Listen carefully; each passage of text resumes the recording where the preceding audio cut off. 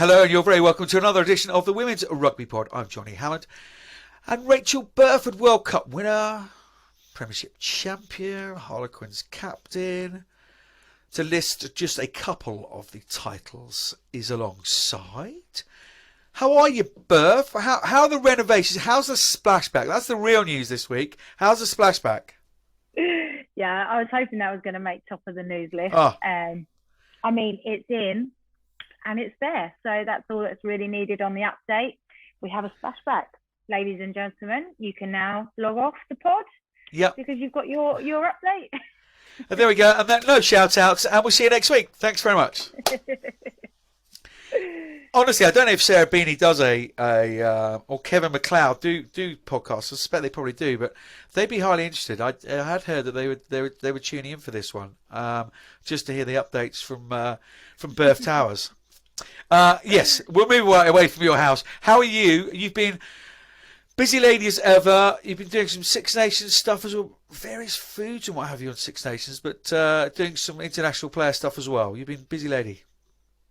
Yeah, we've actually got a week off training wise at Harlequins because of obviously the pause and the break. So we obviously had 6 weeks back to back, pretty tough physically and mentally. So having a bit of downtime, and yeah, but that doesn't mean anything else goes away.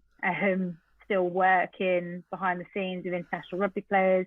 Obviously, International Women's Day was on Tuesday. Had some bits and pieces around that and celebrating what we do. And then last night was very lucky to go to Denton and be part of a Q&A panel. And I made a joke of it as I walked in because they had all these tables with all the Six Nations countries on them. And I said, have you put all the stops out and gone food from each country? And they said, yes. And I literally went around the corner and it was all laid out. So that's a first for sure. And Emily Scarrett doesn't normally reply to my Instagram stories, but being the foodie that she is, she was like, that's my type of event. So if people want to book Emily Scarrett, they know how to get to her heart very quickly. Come on then. So the Italian pasta pizza, I'm guessing. They had. Oh God, now you put me on the spot, Johnny. Let me have a quick look. It's called Margarita. No, Margarita. No, so they had different hams. Okay, right, yeah, Sardi hams yeah. and Parma hams and that kind of stuff. Meat Scotland selection. had haggis, sausage rolls, and Scotch eggs. France again had cheese, bread, macaroons. They had scones, which I didn't know was a French thing. Yeah, really? Maybe it's not. I'm not entirely sure Scotch eggs are Scottish either, just because they've got Scotch in the name. I don't know that for a fact, but I like it. I like it. No snails. No snails, frog legs? No snails, no frog legs. Cool. And Wales had is it rarebit? Rarebit, Welsh rarebit. Rarebit, yeah. So posh cheese on toast. No Welsh tiny cake. that is. I had a lot of people messaging me saying, I hope you had this and I hope you were given that. And I was like, no, sorry, just had the cheese on toast. So a few Welsh people disappointed. And then the Irish delivered. They had meat pies and Irish stew, which was pretty decent. Oh. And England? They didn't have one. Oh. I just realised that. Right. One. Would have been a steak kidney Maybe they're not impressed with or a roast or something. Yeah, full on roast. Yeah, marvellous. They didn't. Well, lots going on the buffet table. I do like a light finger buffet.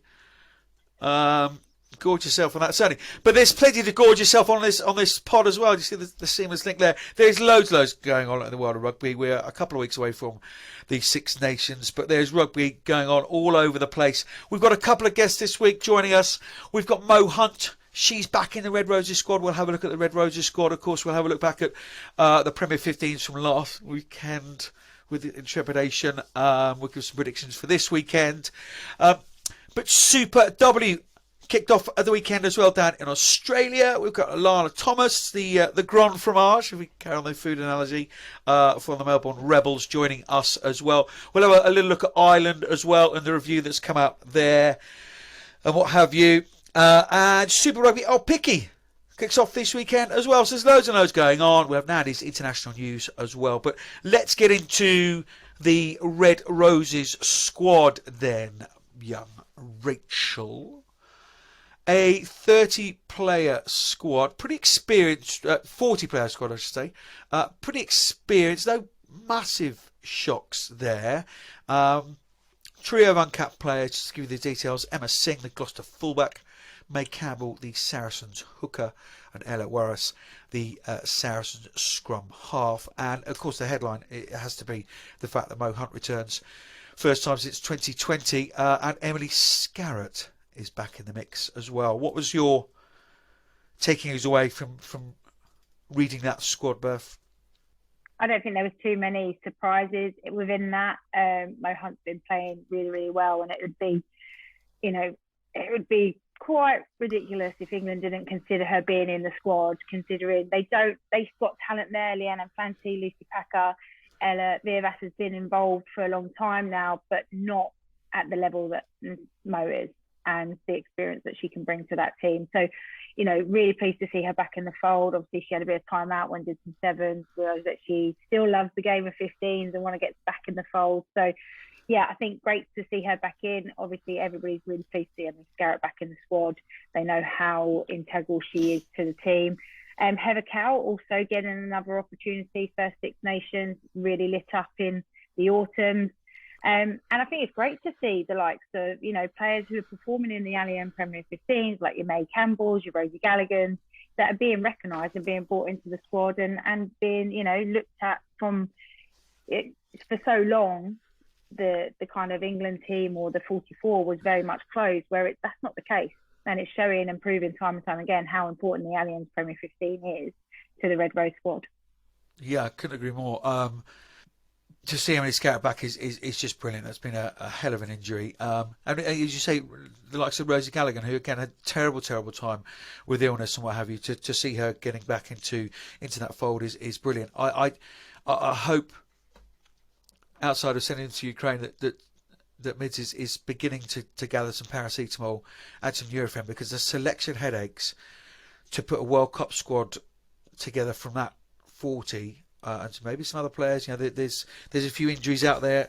Kath O'Donnell, Claudia McDonald, we've got to talk about as well. Emily Robinson, long-term injury. Morena Talling, Ellie Kildunn, Jess Breach.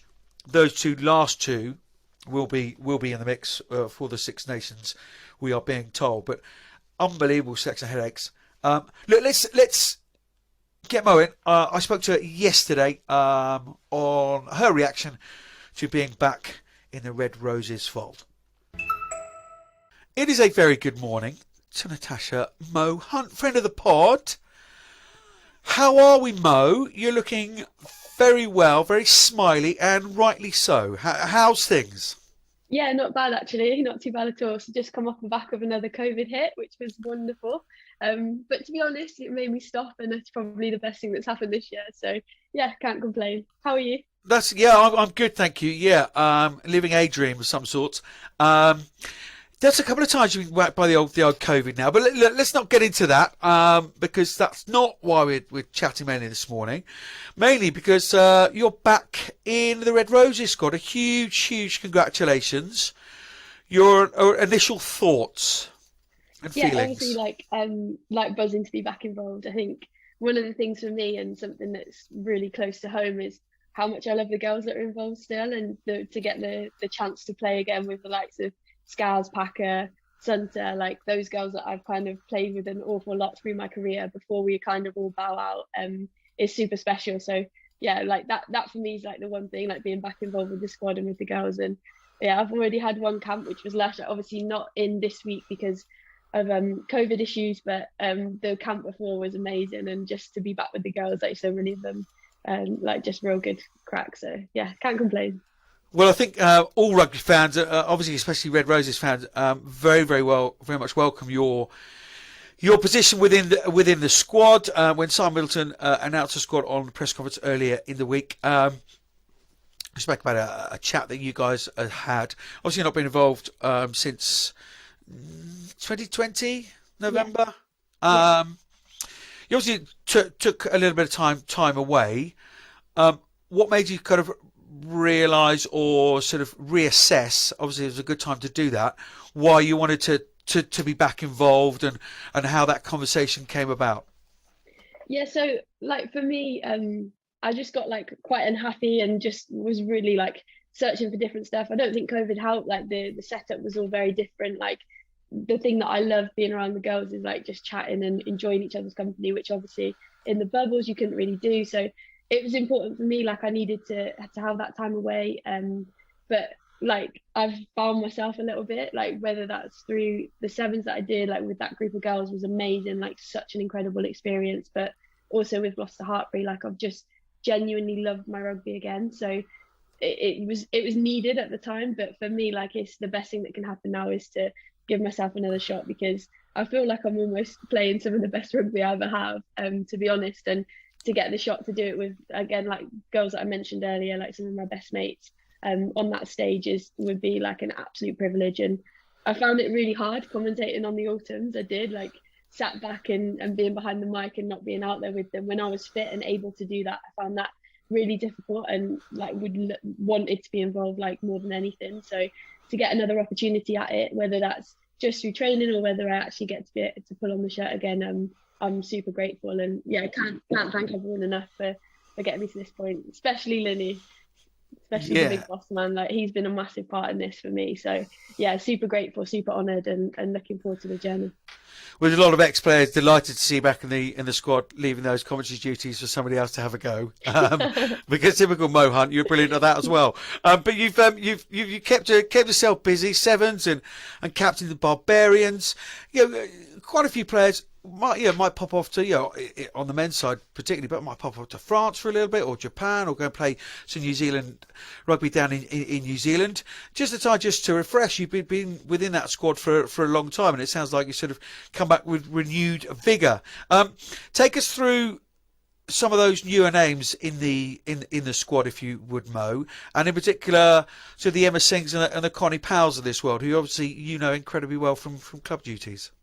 Yeah, like I'm just so chuffed for them. Like they both super diligent in what they do, have been performing really consistently throughout the season. And for us, like it's a huge thing to get more players in there, because Gloucester Hartbury historically we've only had a few. Like there's the likes of Kelly, Smith, Tatiana Hurd, Zoe Allcroft that have kind of been in and around it for a while. But to now start to get the youngsters and to be recognised for what they're doing is really important for a club. And yeah, I can't speak highly enough of them. Both great girls, both characters in their own right, but doing brilliant things week in, week out, and thoroughly deserve their call up and their shot at it. Oh yeah, and that's that. I can't remember her name. That World Player of the Year girl, lady. She's in as well. Zoe Allcroft, of course, is in there as well.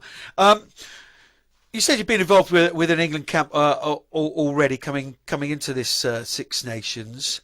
What's the focus, Mo? You've been here and done it, and I just having a chat with my kids actually, who have a great interest in the Red Roses, and they say, "Oh, who's in? Who's out? Oh, Mo's back in. Oh, great!"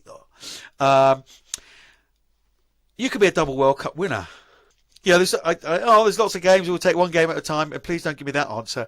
But how difficult is the balance in this Six Nations? Here's the question after a lot of waffle, between performing at the Six Nations and maintaining a winning habit generally, but also against probably your main opposition, France, and actually narrowing down a squad. I know you're not the coach and person deciding that, but has that been spoken about? Is it we're looking forward just to the World Cup, or we need to keep winning momentum going?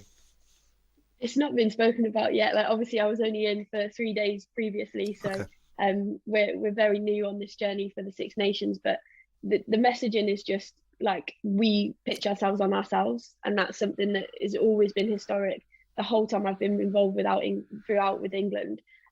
It's all about, like, we're not looking at anyone else, we don't look at other teams as much. It's about your own standards and trying to drive those and make yourself better from what we're trying to achieve and what we're trying to get to. Which, to be honest, is really like refreshing, and it's a great place to be because it's obviously working. Like the girls were unbelievable in the autumn, like some of the best rugby I've ever seen the Red Roses play for sure.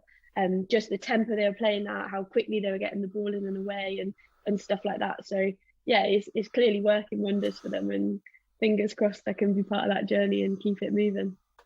Yeah, indeed so. And to be potentially a part of another World Cup would, I suspect, be very, very special.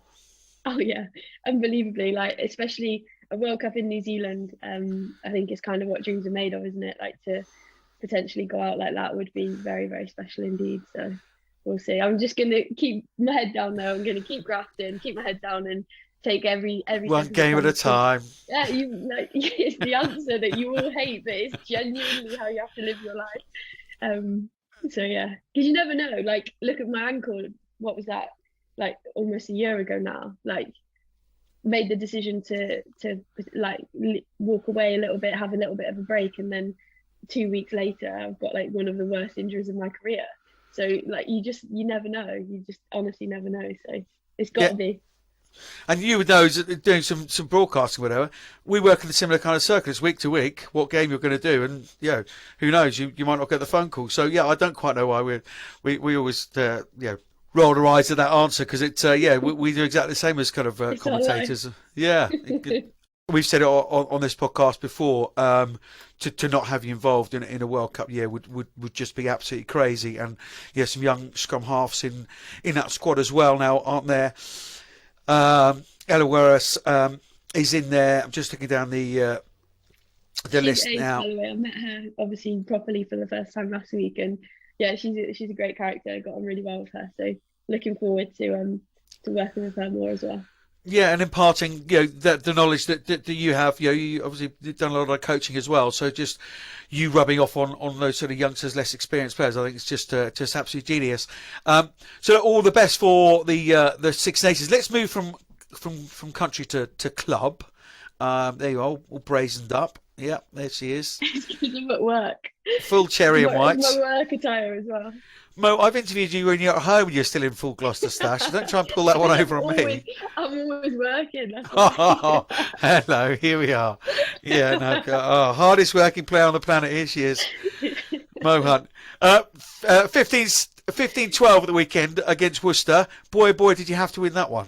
Yeah, I know. It was a tough old ask for the girls. Obviously, to get the start that we did as well with that runaway try was pretty impressive, and then like just had to grind it out. But sometimes you learn your most from the characters in the group when you do that, and we've been on the wrong end of quite a few of those results where it's gone the other way right at the death. So to be able to come through and to win like that just shows like how much we've grown as a squad, and super proud of the girls. Like absolutely devastated because I couldn't watch it. I was just following on Twitter, and now I know what it's like as parents sometimes across the world, like trying to follow the scores. But yeah, it was really proud of the girls, like proper good effort from them, and awesome to be out at Kingsholm as well.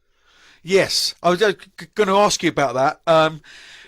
Obviously, people are thoroughly enjoying that experience, and it's not something you've done particularly before. I know, spoken to James Forrester early in the season, and he's been a key sort of bridge builder, as it were. Do you feel that relationship is blossoming day by day? Hugely. Like you mentioned James Forrester, Django, he's been amazing for it. Like obviously he's a bit of a Gloucester legend in his own right, so him coming back in and knowing people, knowing the right questions to ask, he's a proper business head as well, so he knows exactly what to say, and the stuff that he's doing behind the scenes is like, I cannot like speak highly enough of him for it. Like he's been brilliant, and the relationship's definitely building. Like George Skivington stayed and watched our game. Like he's really keen to promote that. Like they're keen to get the girls in and around Kingsholm all the time. We train there on a Monday, we train at Hartbury Tuesday, Thursday, so it's definitely changing and starting to run against the academy boys. Like everything about this club is moving in the right direction, and it is honestly an honour to be part of it. Good. I'm really pleased, because it's not always been the case. You're obviously going to react on that, but from outside, it's that's not obviously been the way, but it's really, really pleasing to hear those bridges are being built. 3 games left. Some fairly toughies. I'm just looking at the table here. 41 points. We know Sarah's done a dusted home semi. Harlequins in 4th on 55. Wasps on 50. Loughborough 46. You take on Saracens this Sunday. Wasps and then DMP. You got to beat your nearest and dearest. You're hoping that Sarahs are going to put out a less than full strength side now that they're home and hosed in their home semi-final. That's not very Sarahs, is it? Well, we have intel that potentially with the Six Nations around the corner, that some players might be involved with England, so not released. And there's obviously, you've got the Welsh game at the weekend against USA, so we've lost our Welsh contingent. The USA girls aren't involved, so we've got two. Obviously, Alev Kauter for Saris won't be involved, which is huge for us because she's been unbelievable since she's come across, like Amazing. lighting up the Premier 15s like there's no tomorrow, which was never in doubt, the caliber of player that she is. But yeah, so it will be really interesting to see both squad lists. It's going to be a bit of a different look, I think, across both teams. But we'll see. Like, you just got to play whoever's there in the day, and it doesn't matter what shirt they're wearing. Just go out there and give it your all. And that's kind of where we're at as a team at the minute. We've just got to give it everything we've got each time, and who knows. And is it that cup final kind of mentality to it all? Yeah, every game is like, since we kind of let ourselves down a little bit against Exeter, we've put ourselves in that position that every game now means so much. So yeah, definitely. I think it's awesome because the league has never been like this. You've never had an actual race for the top four at the end of the season, like apart from potentially us and Wasps being in that 4th, 5th battle a couple of times. Everyone else has been pretty set that they know that they're going there, and it's exciting. Like, every game means so much, and you can see it on the players' faces. Like the Bristol Loughborough game last weekend, you saw it against Loughborough against us, like that other draw. Like, every game is, you just see the emotion that's involved because the players they care so much. But yeah, it's cool. It's cool to be a part of. I just hope that we can get the right result this weekend.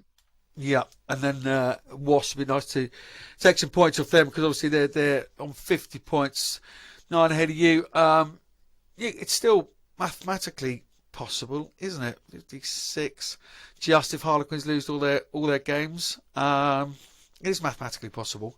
Though the gods might be slightly against you. Mo, I just wanted to ask you, just generally, you've been in the squad for club and country for many years now, and you're seeing this rapid growth of women's rugby, and you've experienced pretty much everything that there is to experience women's rugby. There'll be 7s, 15s, Barbarians, International Club, World Cups, all the rest of it.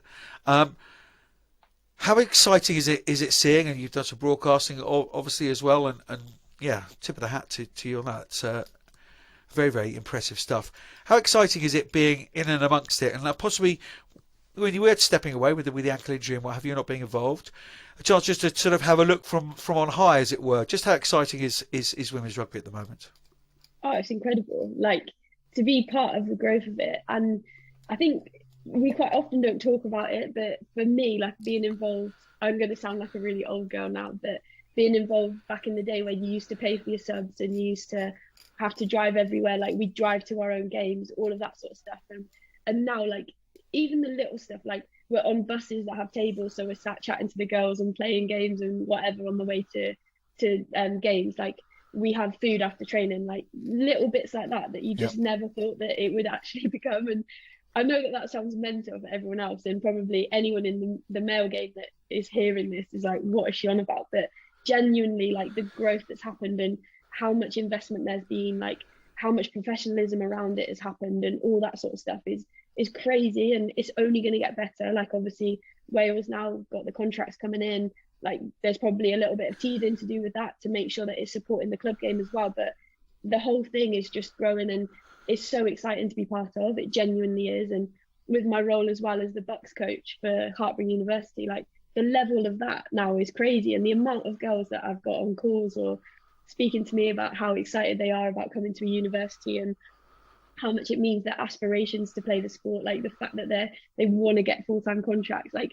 stuff like that is just what dreams are made of. And to be a small part in the growth of that is super impressive, and like genuinely so humbled to be part of it. And like you said, like the commentary stuff as well is like surreal, genuinely surreal. Like, my grandma sometimes is like, you're on BBC, and I just can't get my head around it sometimes. But yeah, I absolutely am loving the journey. Like, I love rugby. I love everyone involved in the sport. I think it's a real special group of people involved in our sport. And yeah, I can't speak highly enough of everyone, really. Well, if we have ambassadors like you in the women's game, it's only going to go in one direction, and that's the right direction. You talk about it, Super W starting up and down in Australia, Super Rugby Alpiki, kicking off this weekend. Okay, slightly shortened format, but that's kicking off. Ireland talking about contracts now. It really is moving on a pace. Just lastly, because I'll let you get back to where is it working? Oh yeah, that's right, Gloucester Hartbury. It's actually Hartbury Uni. It's actually Hartbury Uni. Okay. I've got the wrong badge on. Apologies. You've got the wrong badge and the wrong staff. Yeah. Underneath there's Hartbury, is it? Okay. Yeah, Hartbury Of staff. course it is. Get your predictions. Putting you right on the spot. Who's going to win the Premier? Who's going to win the Premier 15s, the Six Nations, and the World Cup? Bosh. Oh, I don't want to do all of them. You've had it easy since now. I've not Paxman-liked you at all. So here's the difficult question to finish off. Can I not ask? Can I not answer? Do you not want to do the Premier 15s? You can do the international, or do you prefer to do club or not country? Oh, I don't know. I don't know what I want to do. Can I say Gloucester Hartbury? Yeah, of course you can. Gloucester Hartbury going to win the Premiership. I'd love it to be us. Ireland are going to win. I think Sarries will be difficult to beat if I'm going to throw it out there. Yeah. I just think the way that they're playing at the minute, yeah. But also, I think a lot of it will depend on how everyone comes back from the international break, because you've only got 2 games off the back of that, and you've got a team like Exeter that is going to affect not many of their players. So I think they'll be pretty strong in the playoffs as well, because they'll have time together over these next 2 months, whereas everyone else will potentially come back a little bit knackered and broken. It's the nature of international sport. Yeah. So we'll see. I think it'll be really interesting. But there's a steal there, isn't there, about Sarries? They didn't like losing their crowd, did they? Yeah, exactly. And I think just the addition of Aleb Kauter, like I know we've spoken about it, and one person shouldn't be able to make that much difference, but she's almost a bit Emily Scarra-esque in terms of what she can do on the pitch, kicking, like triple threat with the ball in hand, that sort of stuff. And you saw her get on the end of Holly's chip kick, that's doing the rounds at the minute, and just the ability to wait and the ball just bounces into her hands, that just kind of sums her up as a player. So yeah, I think they're going pretty well. Like Marley Packer, best rugby I've ever seen her play. I think they'll be difficult if they've got everyone back fit. Six Nations. I can't look past England. Obviously, I know France is going to be a really tough battle. They haven't beaten England for 4 years. Something like, I think it's 10 on the spin. No, that long. 7. No, not years. Games. Oh, okay. Yeah. I was thinking years. No, not decades. No, I've definitely lost to France. Yeah. So I think that's gonna. I feel like that'll all come to a head. I think it's really important though, from an England perspective, that like you don't overlook the other teams, because I think like as soon as you start to be on this winning streak and be talked about like this, then there's a massive target on your back. And historically, everyone hates the English. Like, I don't know what it is, and the girls can't even tell me. They just hate us. Like, I don't know. I don't really get it myself. But yeah. So I think like every team raises their game against England. So it'll be one that you need to be on your mettle the whole time, the whole way through. I'm not writing anyone else off, but I think yeah, that last game is potentially where it's gonna be won or lost. Yeah, and it's Ireland. I think Ireland are going to have a real surge up. Greg McWilliams coming in, doing all the right things. Scotland, a bit of a crest of the wave, having done the World Cup, and I think they're the best Scotland side I've seen. So for certainly many a year. Italy will be strong again. We saw that in the World Cup qualifiers. It's and Wales again doing some good things. It's going to be a really tough Six Nations actually. I feel like it's going to be the most competitive that we've seen. Like obviously you've got Wales that have got the full-time contracts. Like you said, Scotland are on a winning run, and the one thing for me about Scotland is they just never believe in themselves. Like, they're quality players. Yes. You look at them in the Premier 15s, what they do, like unreal. Like Lisa Thompson's probably one of the most skillful players I've ever played alongside in the sevens. And for me, it was like the only thing that they were missing was the belief in themselves, and they kind of have that now. So for me, there's no stopping them. Like you mentioned, Ireland doing good things. Italy are always one of our hardest games. Like, their defence is so difficult to break down. So yeah, like I think it's going to be really highly contested. Exciting. And World Cup. Oh, World Cup. You got to back the girls, haven't you? I know I'm part of it now. Got back you. Us girls, you should say. Us girls now. Come on. Yeah, change your vocab. Got to back us girls. I don't know. I think again, like, there's a lot of water to go under the bridge before that happens, and you never know where people will be. Like, New Zealand have got the contracts in place now. half of USA are playing in England, so they're going to be really strong because the competition that they're having week in, week out is brilliant for them. And not only that, but the training standard. And I know that from the girls, it's quite difficult for them to train with each other a lot because of how far away they all are. So for them to have that really like condensed period of time training in almost elite setups everywhere, I think they'll be really strong. But yeah, like I don't want to call it. I don't want to put my name to anything, so stop putting me on the spot. But I think it'll be it's a super exciting year. Like it's going to be unreal, and yeah, as I mentioned, like it's just a privilege to be playing a small part in it. Well, Mo, we'll let you get back to work, to Hartbury, Gloucester. It's all red, isn't it? At the end of the day, and it's been a real treat as ever to speak to you. Such vibrancy and such energy, and everyone at WRP is absolutely delighted to see you back in the England squad, and all the very, very best for Gloucester Hartbury and for England over the Six Nations. Thanks, Johnny. Appreciate it. I'm Della Franco, and you're listening to the Woman Rugby Pod. She's got a great energy to her, hasn't she, Mo? Vivacious character, and actually utterly thrived in the Barbarians.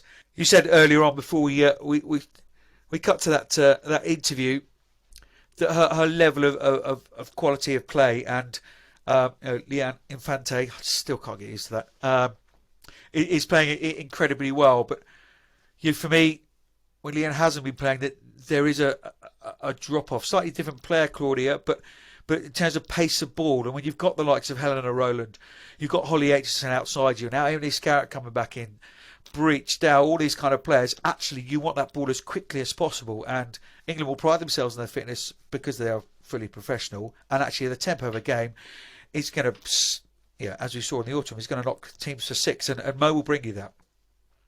Yeah, absolutely, and I think she's somebody who could seamlessly slip back into the squad. There won't be a whole lot of change. She's a quick learner. She's really, diligent about knowing her role, knowing her work, etc. So she'll slip straight back in really well. But I think that's key, what you just said there about the way that England want to play. Yeah. That if they can have two nines that play extremely quick, both quick off the mark, quick thinking, then that doesn't give any let up at any point in the 80 minutes of the game, and that will just be another level to blow the teams away, which we saw them do in autumn. So, it could be quite scary what England can produce this Six Nations. Yeah, I couldn't agree with you more. Anyone else you'd like to look of? Sam Milton spoke highly about Emma Singh, the Gloucester fullback's really impressed him every time she's been on the park. She's got the full range of skills. And May Campbell, another player, likes to score, but yeah, being rewarded for some excellent club form, very consistent club form as well. Yeah, I think May Campbell's been on form for a number of years now. She's really been a standout player for Saracens. Just does all the grit work excellently and scores plenty of tries for her team. Yeah, she's small in stature, but she's got the heart of a lion, the way that she plays. And so I'm really pleased to see her get the opportunity to be in that mix. And that's a whole new level for her. So seeing how she can compete in that environment will be interesting. And Emma Singh, she's one of those players where she does things just so unexpectedly. The way that she line breaks, she's got that kind of arcing run and unexpected amount of speed that you don't necessarily. She's a bit like, remember like Sue Day, the way she used to play? We used to just say, you just jogging, but she'd be able to sprint past people because she just had that beautiful balance about her. And look, she's really young, but she's full of confidence, and she's been playing really well at Gloucester Hartbury that have allowed her to thrive. She's got a great kicking boot, so not that England need another option, but that's another thing to add to her boat. But there's a lot of competition in that 15 jersey, but the opportunity for her to just be in and amongst it again, and be around the likes of Ellie Kildunn, Sarah McKenna, even Abby Dow can play at fullback. So being around those players, being pushed even more so, is going to be brilliant for her. And it's another option for Simon Middleton to have a look at another player. Yeah, if we're playing this weekend, and you are selecting your Red Roses 15, I'm not going to give you the full 15. We'll take ours. I think the back five of the pack is incredibly difficult. May well depend on opposition, but just that 10, 12, 13. Can we nail down 13? Can we? Yeah. I think Emily Scarrett nails 13, Who? having only played That's- watching her for 20 minutes.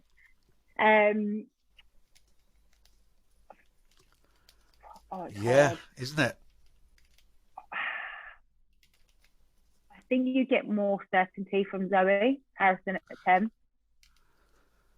Yep. Maybe to start a game out. Did you say 9, 10, or just No, 10? just 10, 12, 13. Zoe Howson at 10. Emily Scarrett at 13. I think Helen Arona is a great option at 12, but I think Amber Reid, she's playing really well at Bristol. Not that we're talking about people's form here, because we're just imagining that it's World Cup final. Yeah, the Martians have landed. Yeah, we're playing them. Yeah. I just think she gives that great balance, good leadership, really strong defender, and you can't have too much. Say again. You can't have too much zippity doo. You can have too much zippity doo dah. Yeah, I didn't want to say that she doesn't have X factor, but more like you just kind of need a couple of steady heads in there. A rudder, yeah. And she certainly would be that for me. I think, yeah, Amber Reid, but with Helena Rowland right at the heels of both Zoe and Amber. You heard it here first, ladies and gentlemen, from a lady who made that 12 shirt her own for over 13 decades. So well done. That's the England midfield sorted out for you, Simon Middleton. You're very, very welcome. Rachel Burford's done that for you as well. Over to Ireland, Burf. We'll just touch on this because it's news from last week after we recorded, literally hours after we recorded last week. Anthony Eddy, Ireland Director of Rugby, after the independent reviews of their disastrous World Cup qualification, as well as significant pressure following an interview which he appeared to put all the blame on the players, didn't he? Has departed his role of doing the women's 15s. He will continue his role overseeing the men's and women's sevens programme. Jump before pushed. Totally expected. Yeah, I think with the review, there was probably going to be a lot of findings in that weren't comfortable, weren't pleasing to see. And, Anthony Eddy has done some great things within Ireland, but he also got a couple of major fundamentals wrong. And maybe there was no coming back for that. And, decided to walk away instead of being pushed out of there. Yeah, and with that review, we were hoping to have all the findings in a sort of era of transparency from the IRFU. That's not happened. Sort of recommendations have come out. Instead, some 30 that have been published with the IRU declaring that they accept them all. Alongside this, the CEO, Kevin Potts, wasn't he a singer from... What was his name? That was Paul Potts, wasn't it? Oh, Paul, sorry. This is different. This is his brother. Kevin Potts, very different avenue he's taken in his life to his brother singing. He also, that's not true, by the way, ladies and gentlemen. He also issued a formal apology to the players, having heard from them directly during discussions in recent months, in stark contrast to how the IRFU initially responded to the letter. The players published last year, laying out their lack of faith in those running the game. The union then decided to only publish the recommendations of the review despite a commitment to fuller transparency, you've been saying, citing legal issues around breach of confidentiality. They include simple suggestions like creating a selection policy alongside the players and staff and ensuring consistent to data on opposition. While there's also a number of significant proposals, including the consideration of introducing hybrid context. New jobs will also be created, including head of women's performance and pathway in women's 15's national team manager as well. So good stuff coming out of Ireland. Greg McWilliams has done his squad as well, and they had talent ID in which they've identified a few players. Probably not what we expected from the IRFU, and it's poor that those findings haven't been found, because if you are trying to be transparent and turn over a new leaf, then do. But also sometimes you've just got to park it, haven't you? And I know Lindsay Peat was on last week, clearly couldn't speak about it, so those wondering why we didn't ask her about it, she clearly couldn't speak about it, but she's one of 4 players who sort of been heading up the players' opinions. It's parked now, and they move on to a brighter future, we hope, Beth. Yeah, absolutely. I think, the first thing to recognise here is that they've come out and said they were wrong and they apologised for it. That's the first step in any of this, and not brushing anything under the carpet. The fact that they are saying they will follow the recommendations is massively important, not just to have those recommendations there and go, oh, okay, yeah, we see that, but we're not prepared to act on it. You have to look at what happened with Wales. They had the same sort of route. They had recommendations, they followed them. We know that there's still more work to be done. And that's how we've got to treat this as a new opportunity, a new slate. They're creating new roles within that. They're listening to players. They're taking on the recommendations. There is nothing. None of these kind of independent reviews or these issues that are going on do not get solved overnight in one review, and all is forgotten. So we've got to be patient, and we've got to allow time for it to breathe, for the recommendations to come to life, some action plans around that. And follow that up. And that transparency piece, continue to speak out about what their actions are, what their plans are going to be, why they want to do stuff. That's really critical, and that's really important to get the trust back from the Irish people, from the Irish players, and the global game. So I think, yeah, you're right. It's a clean slate. We've got to give it its due where it is right now, and then hopefully we'll just see it build and build and build from here.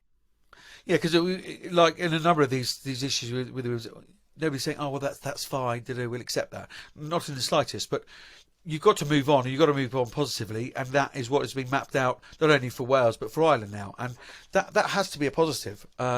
Smashing head against a brick wall with those two unions for quite some time. This is all very, very positive stuff. So well done, Ireland, and yeah, I just got a feeling about them in this Six Nations. I think they might have a bit between their teeth. Same with Wales. And Scotland are playing well. Ooh. Anyway, Six Nations chat for another week. Let's go now, Berth, to the other side of the planet, and Australia. And let's get Alana Thomas on the pod, joining us all the way. She's just finished training.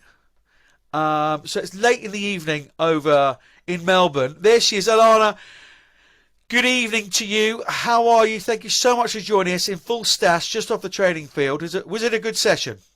Yeah, it was. It was a good session. So very short and sharp with a short turnaround. So good to be home, but yeah, still working for another half an hour.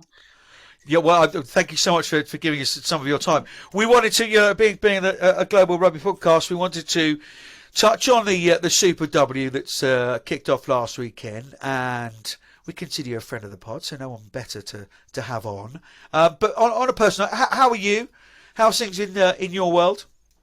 Yeah, no, things are good down here in Melbourne. Just ticking over. Things are getting back to normal, which is great, and starting to see some live rugby and crowds coming back to sport. So and having rugby in Melbourne, I think it's 760 odd days since we last played. So it's going to be great to get on the stadium tomorrow.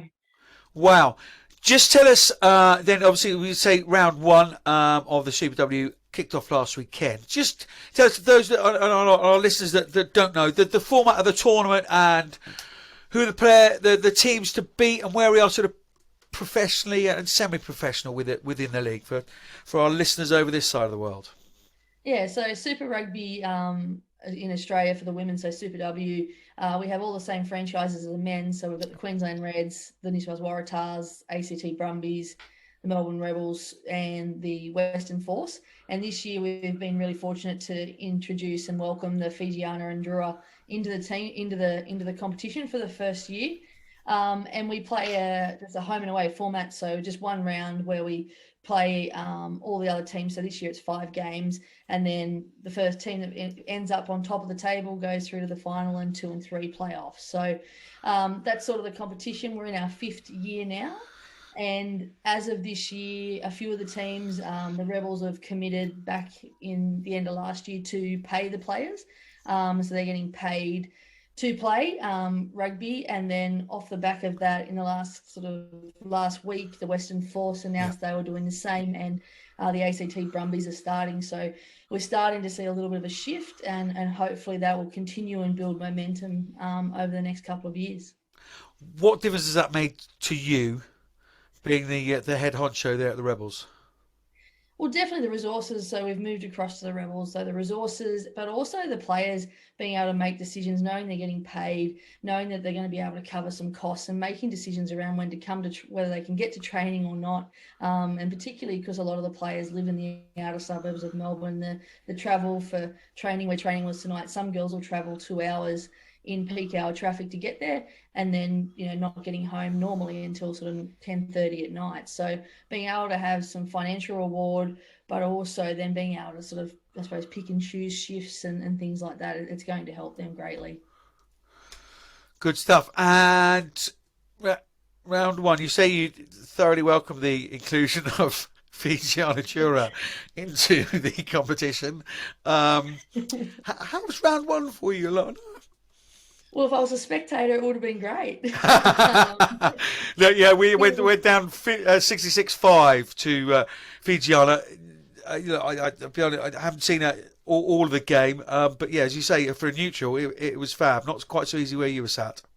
Yeah, I think our captain summed up well. It was like 80 minutes playing sevens for 80 minutes of rugby. It was sevens rugby for 80 minutes for the players. And look, the Fijiana and Drua are going to be a team to watch this year.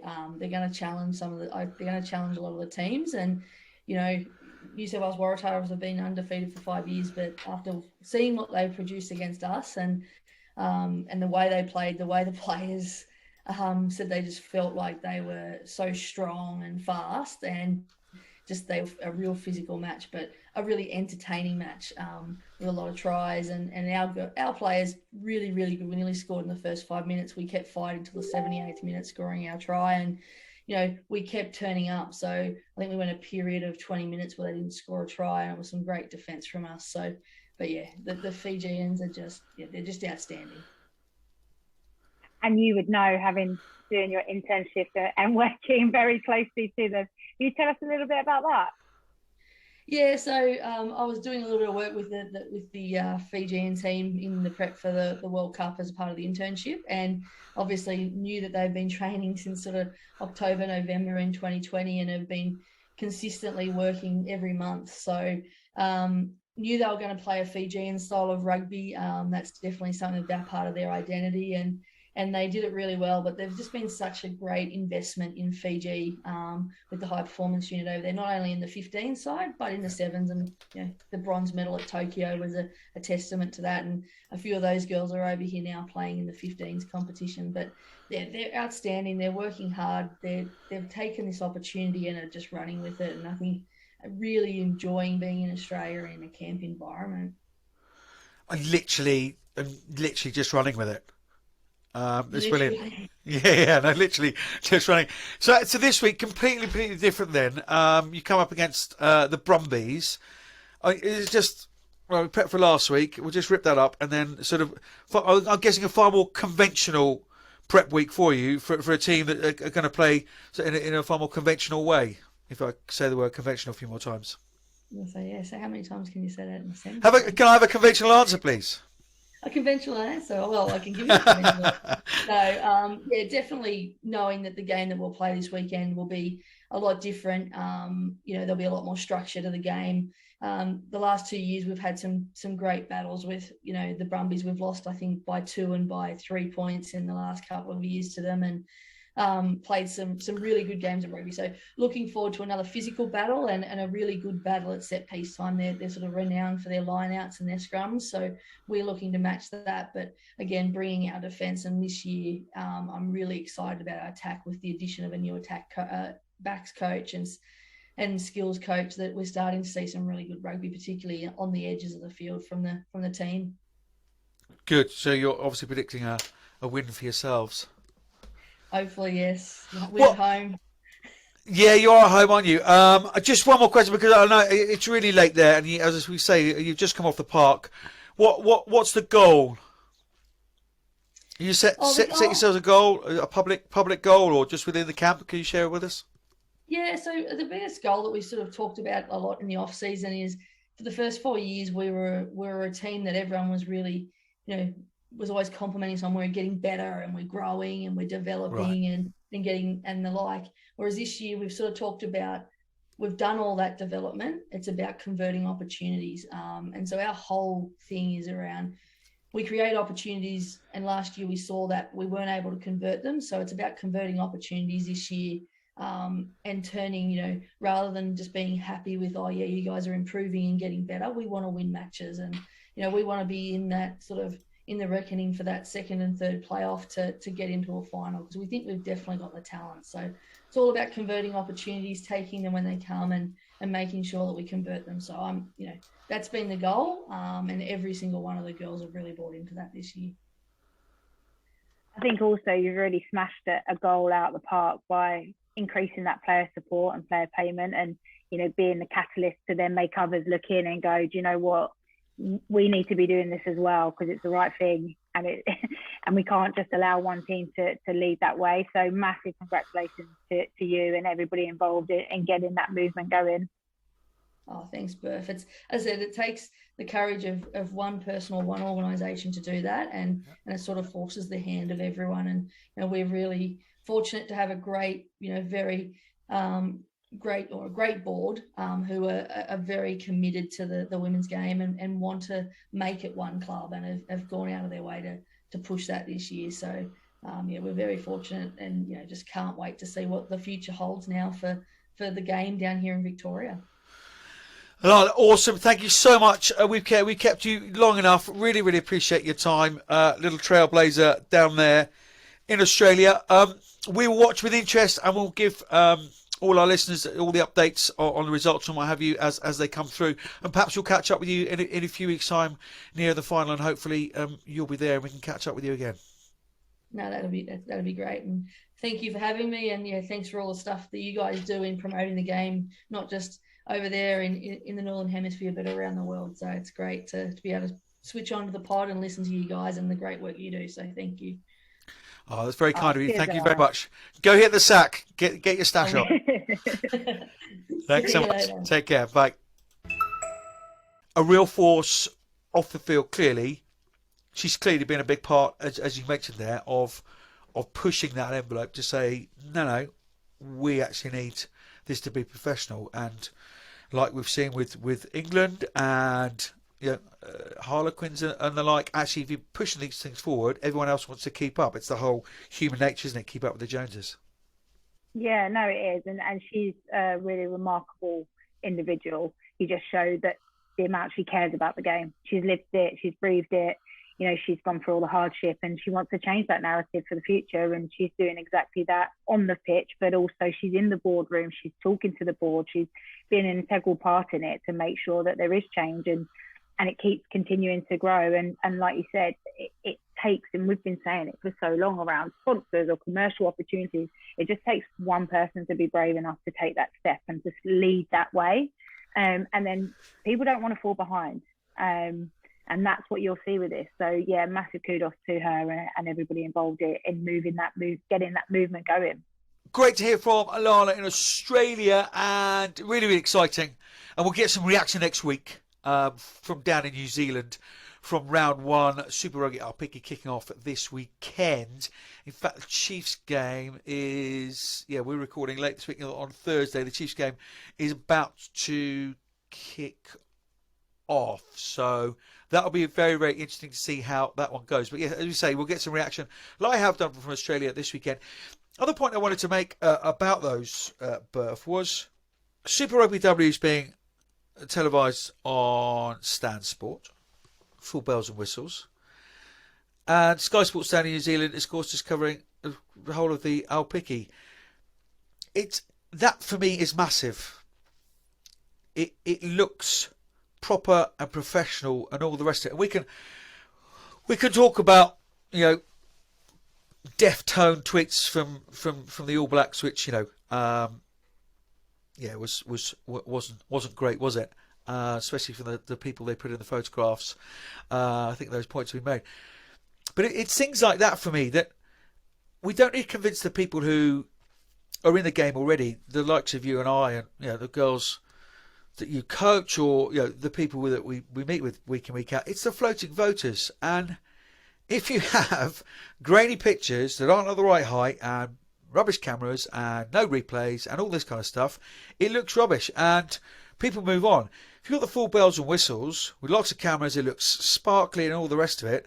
Humans are fickle, and people are far more likely to get invested into it if it is presented that way. Yeah, no, I agree with you. It's obviously, product is everything, isn't it? In everything that you either watch or you buy, it has such a influence on how you feel and how you see and what you think of that. So, yeah, having Stan Sport and Sky Sports New Zealand covering the games and having all of the action that draws you in as a fan. It's not just the rugby, it's how it's presented, it's how it's, really draws you there and keeps you there. It's so important to keep the fans engaged that we already have, but also the new ones that come in and go, oh, this looks awesome. I'm going to stay and watch this, or I'm going to keep on investing in this. So, yeah, it has a massive part to play within the growth of the game. And, referees going to the sideline to check a TMO decision in Six Nations. We can talk about companies getting involved in women's rugby, all the rest of it. That should be just absolutely standard. And therefore, you've got to pick the grounds that are able to do that and what have you, and actually give that time and thought into doing that. I don't know what's going on this week. Very, very few details about broadcast schedule are out yet, and we're a couple of weeks away. But it's things like that, and those are the people at the top of the game running the game, and actually they've got to make the decisions. That those things have got to be equal. For me, winning the Six Nations, same amount of prize money, men and women, that's further down the line for me. It's the kind of basics of putting your product out there that need to be identical across the board. Yeah, and I think your point around, minimum standards around player welfare and player safety, running over to a small screen to check potentially foul play or to check a head injury, I think we would have moved on from that because there's a lot of more infrastructure coming in around minimum standards for broadcast and ultimately there's the product side of it, but there's also making sure that we've got a safe game for players to play in and referees to be in as well, So there's kind of two sides to it, isn't there? Yeah, absolutely. We will just climb down off our segment just before we do that. But look, we have spoken about it before. It's not like we're whinging from the sidelines. We're both, involved in the game. You far more so. You'll keep knocking on the door and beating the drum, but we do try to change things from the inside as well. So it's not just us ranting and raving. One last rant and rave then before we get to Nandy and all the rest of the news. I mentioned there that the All Blacks tweet, kind of along the lines of thank you to our women who allow us to go and play this sport. A couple of the New Zealand players, or one player, Sylvie Rees, has admitted domestic abuse towards his female partner in the past. Is it just one of those, or should these things just not happen? It's hard, isn't it? I think it shouldn't happen, but then I don't think there was no intention there to be disrespectful or to not represent the Black Ferns. They all have separate accounts. So they're kind of celebrating the women within that All Blacks environment. Now, could they have done differently? I'm sure they've got women working within their environment, whether that's doctors, coaches, administration staff, people in commercial. I'm sure there were also other ways. But I will say that they don't often get things wrong. Agreed. And they were straight away to admit their mistake and apologise and highlight they are extremely proud of their Black Ferns and their Sevens players. But I guess what's probably taken aside that it's All Blacks, the amount of women that said, hold on a minute, this isn't okay. Think about your language. Think about what you're actually saying or how it can be perceived. And a lot of the time, perception becomes reality, even if it isn't the reality that they put out. And I think that's the key thing, is that so many people are now in a position to go, whoa, that's not okay. You need to think about that and you need to change that. Whereas you go back 5 years, nobody would have said anything. Yep. Maybe one person, and it wouldn't have got the traction. It wouldn't have got the apology. They would have kind of just left it and brushed it off. So I think this is quite a pivotal place where, and it's a bit like the Canterbury situation. Yep. There are lots of people prepared to stand up for what's right. And I think that's wonderful to see. And we're all learning. We are all learning. Nobody gets everything right. And when you test these waters and you go into unknown areas, you're going to get things wrong. But I think as long as we keep owning up to mistakes and moving forward, everybody can accept that. And, you know, fair play to the women who did stand up and say, you know, you're literally saying how they allow us to play rugby, and, you know, just calling out things that just made it not look great.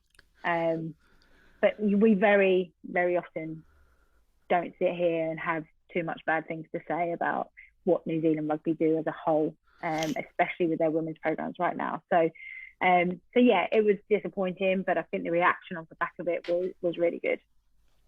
Couldn't agree more. Yeah, Kat Merchant, one of those very vocal about it. Fair play to you, Kat. You're not a whinging feminist. You're pointing out things that aren't right, and well done you. But yeah, you're right. Yeah, they've got a lot of credit in the bank. Their social media stuff is world class. The information that comes out of their union, and like as a commentator, the information on players and that kind of stuff is streaks above those unions that are far more financially successful and have a lot more clout behind them. Yeah, most unions could learn a lot on that side of things. So, yeah, apologies straight away, and yeah, I doubt that tone will be used again. End of that one. Let's update you with all the rest of the news from around the world. All the way from South Africa, here's Nandi Buthelezi with all the news.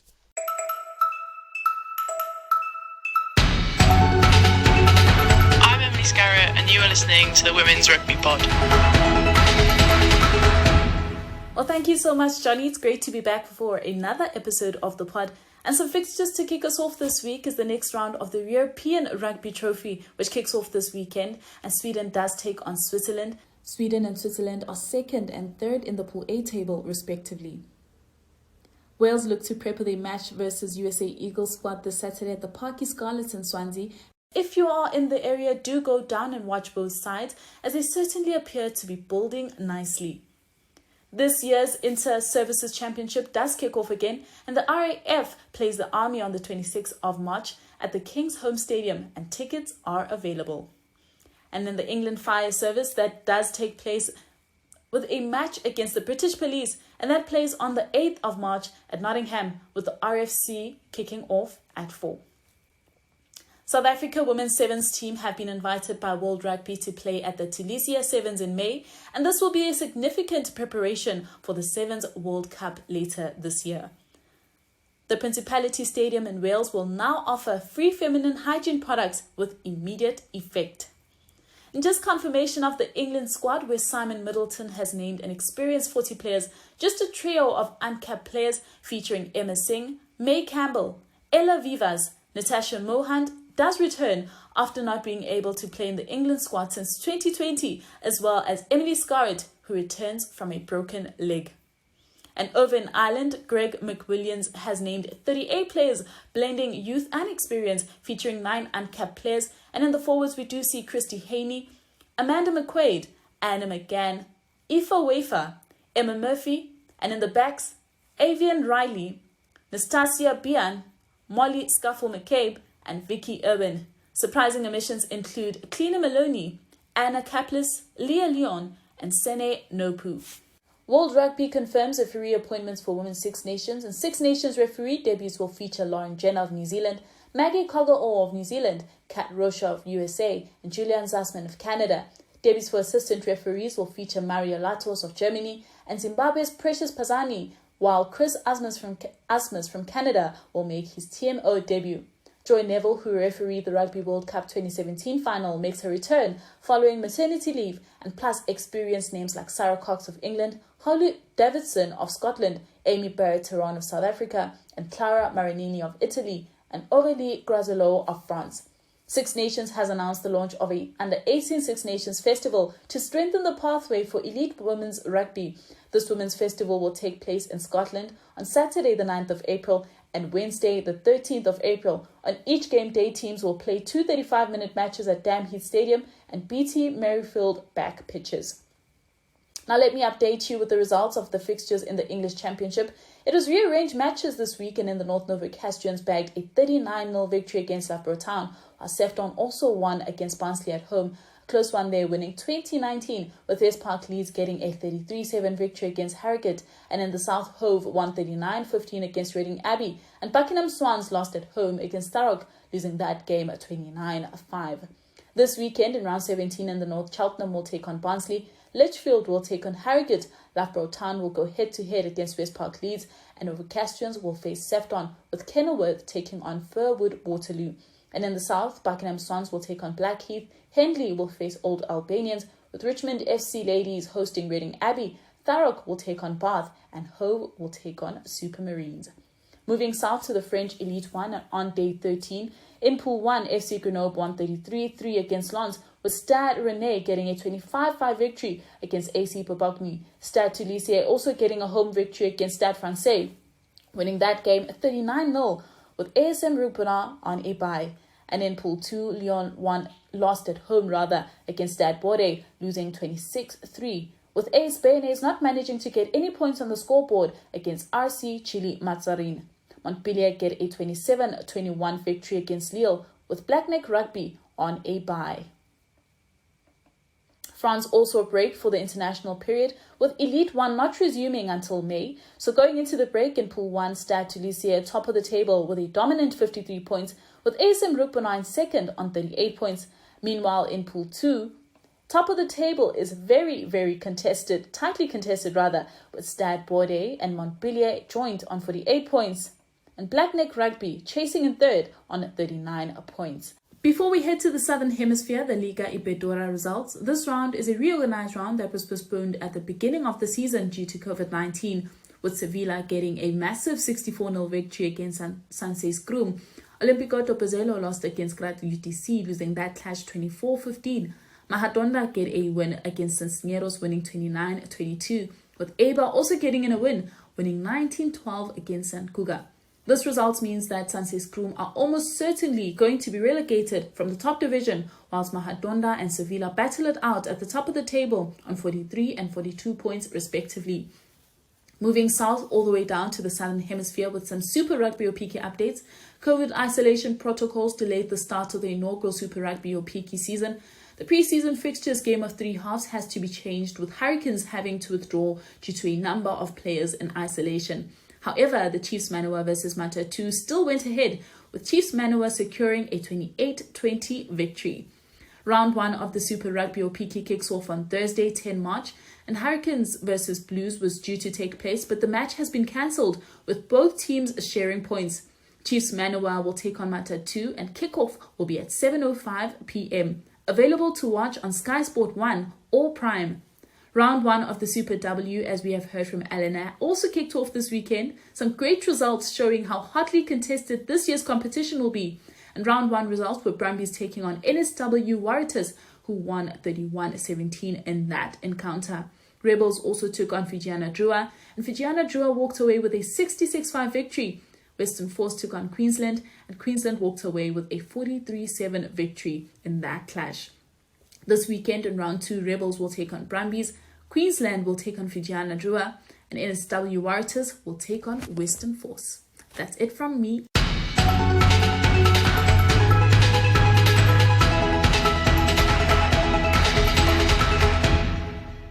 Nadi, thank you very much for the roundup of the news from all over the globe. Loads going on as ever, which is awesome. Let's have a look at the Premiership, Berth, if we may. We may. Good performance from Was at the weekend. Well, I would go with it's a game they absolutely had to win to stay in the hunt, but also up at the big, Coventry Building Society arena. Front of the fans there, yeah. Did you feel there was an extra bite an extra sting to them last weekend? Yeah, there was. I genuinely think that was the best game I've seen them play all season. Feel when I was in it. Just everything was going really well for them. The way that they played with great ambition, the speed of ball that they played with, the intent that they ran at. It was a relentless game. We just we just felt like we had zero possession, zero opportunities. We had a couple that we took, but fair play to them. They didn't let us have any opportunities really. And yeah, like you say, it was a must-game win. It was a great occasion. The pitch was great. To play at the arena was excellent. And it's taken them 5 years to do that. We've had some really tough encounters over the years. We've had a lot of semi-finals, playoffs against one another, and it's taken them a while to get to grind us down and to be able to do what they did. And I can't take any credit away from how they performed and the way that Giselle obviously prepared the team. Saw her after, and she was just like, "It's only taken me 5 years, but I'm going to savour this." So, yeah, it was a disappointing day for Harlequins. It was a big game for us. It was a big win that we needed as well. But we'll make sure that that's a big lesson for us around how you've got to look after the ball better. Okay, big dent or small bump in the road? I think a small bump. I think these kind of games, at where they are right now in the league, you learn a lot about it. We've bounced back before. And yeah, look, I think if we secure possession, we are able to complete some set pieces, it would have been a very different game. But that didn't happen on the day. So there are areas that they're not massive to correct or to fix. There are elements that we absolutely need to have some focus in, but I'm not walking away thinking, oh my God, how are we ever going to win a game, or how will we beat them if we come up against them again? That doesn't even enter my head. And I think if it was a big dent, then that would be the things that I'd be thinking about. But there's some areas that we just need to sharpen up on. And 90% of our games, we're on board with those areas. So I don't think there's any alarm bells going off. It obviously adds a bit more pressure, but I've seen us perform in pressure situations. So yeah, it's all game, isn't it now? It is. Just to give you the facts and figures on there, it was the first time the Wasps have beaten Harlequins in the Premiership. Bristol Bears 26, Loughborough Lightning 26. That's a 6-game unbeaten run now for Loughborough Lightning. A couple of draws in there. They drew with Gloucester last time out as well, didn't they? Gloucester Hartpury. But they've beaten Wasps in that run as well. They make a proper charge for those playoffs. Yeah, always knew that they wouldn't be a team that just accept where they are and think, oh, the climb's too big. They've got a lot of big game players that probably don't even see that there's a climb, just see an opportunity. So yeah, I mean, Bristol will probably be, scratching their heads thinking, how did they let that happen? It doesn't massively affect them in the long term at the moment. But to have a 26, I think it was 12 lead at half time, and then to draw it back to being a 26 draw is quite remarkable. A lot of players miss him in that game. You didn't have Emily Scarrett, you didn't have Sarah Hunter, you didn't have Sadia Kazbaya, you didn't have Abby Ward for Bristol. So, yeah, I mean, if Loughborough at full strength, I think they could have taken them. Yeah, don't disagree. Exeter Chiefs 90, DMP Durham Sharks 7. My prediction for the top 4, that's certainly helped that. Which is out there in the public now, isn't it? The public domain, that graphic's gone out from Tom. Gloucester Hartpury squeeze past Worcester 15-12. Only just. You've got a feel for Worcester, haven't you? You see these results every week, and they're so close. And yeah, the way that Gloucester have been playing, I'm impressed with how they've gone this season as well. But I just feel for Worcester. It's like they do all the right things, and then it's just moments it's taken away from them. Yeah, on paper that such a good side as well. Really like a lot of their players, but they will continue to grow. We know that. The only other game was Saracens against Sale Sharks. Really good performance from Sale Sharks, I felt. Sarries, the double champs for a few years ago, 41, Sale Sharks 33. Yeah, I was quite surprised when I saw that result. I think it's a really strong result from Sale. Not many teams score that many points against the Saracens team.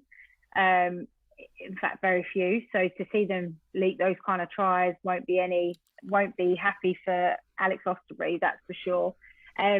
I know that they had a couple of their Scottish girls back who were on the bench, so maybe that uplift in the second half. Because they scored, I think, 3 tries, is it, in the second half? So to bring on some experience and some top quality player to then feed into the other players around them. Lisa Thompson came on and had a huge impact.